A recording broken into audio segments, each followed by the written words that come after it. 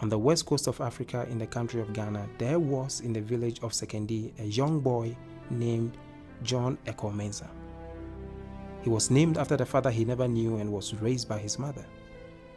In time, John grew to manhood, found love, and was married.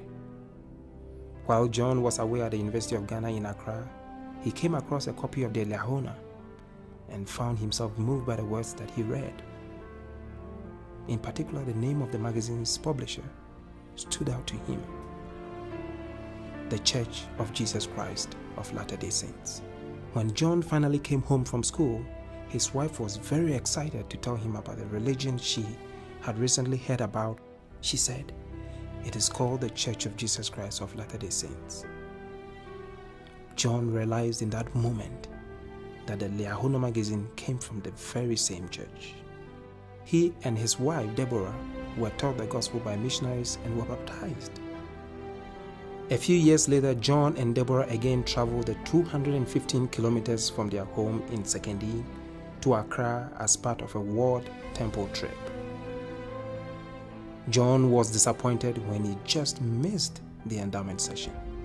However, a kindly temple worker encouraged him to assist with initiatories. John Eko Mensah found himself sitting next to an elderly gentleman who would change his life.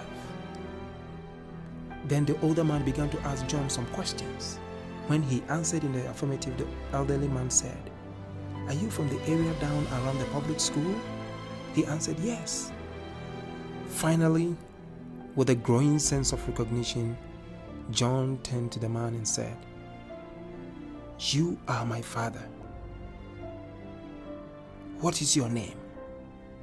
The elderly man answered, "John Eko Mensah."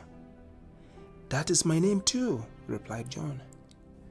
John had been named after his father and his grandfather. When the boy was very young, his parents' marriage had dissolved and the father was forced to move from the village. John had not seen or heard from his father since.